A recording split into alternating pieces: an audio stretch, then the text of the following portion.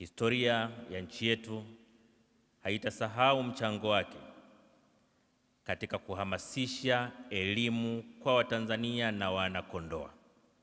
Alikuwa na mchango wa pekee katika kutambua kwamba elimu ni ufunguo wa maisha ya binadamu, na alifanya hivi kwa vitendo katika kuhakikisha vijana wetu wanapata elimu.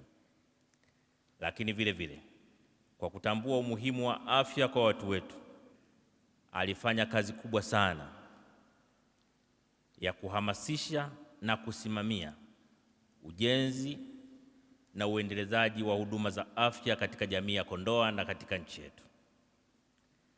Lakini vile vile akiwa mbobezi wa taaluma ya elimu ya mawasiliano na habari, amekuwa mwalimu mwelekezaji kwa watu wengi katika nchi yetu, wakiwemo baadhi ya watumishi wenye nyadhifa za juu katika serikali. Hakuna mtu ambaye amepata kuwa mwanafunzi wake ambaye hatamkumbuka kwa weledi wake na uwezo wake mkubwa, lakini hamu yake kubwa ya kusambaza elimu aliyonayo kwa wengine. Lakini kubwa kuliko yote, marehemu Askofu Bernardin Mfumbusa alikuwa kiungo cha pekee kati ya Kanisa Katoliki, madhehebu mengine ya Kikristo, lakini pia madhehebu mengine ya Kiislamu na dini zingine mbalimbali. Anakumbukwa kwa kutaka dini zote zifanye kazi kwa kuheshimiana, kwa kushirikiana na kwa kupendana. Kwa kifupi, Askofu Bernardin Mfumbusa atakumbukwa kwa kutimiza wajibu wake kwa binadamu, kwa kutambua tunayo maisha tunayoishi leo, lakini vile vile kutimiza wajibu wake kwa Mungu kwa kutuongoza katika njia. Mateso yanatuunganisha sisi wanadamu kushiriki sehemu ndogo sana ya mateso ya Kristo ambayo alikuja aliteseka ili sisi sote tuweze kupata uzima wa milele. Kwa sababu hiyo, Kristo alikwisha kutukomboa sisi sote kwa mateso yake.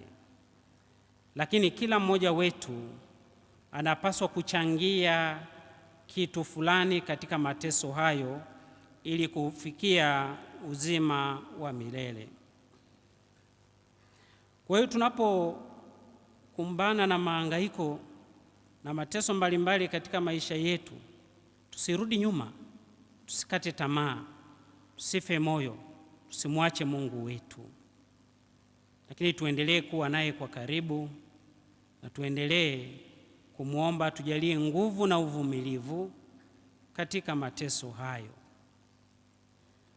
Nguvu na uvumilivu tunayapata kwa Kristo. Ndio maana aliwaalika wale wachache wasali pamoja naye, wakeshe walau hata kwa saa moja. Aliwaambia, mmeshindwa kukesha nami hata kwa saa moja tu.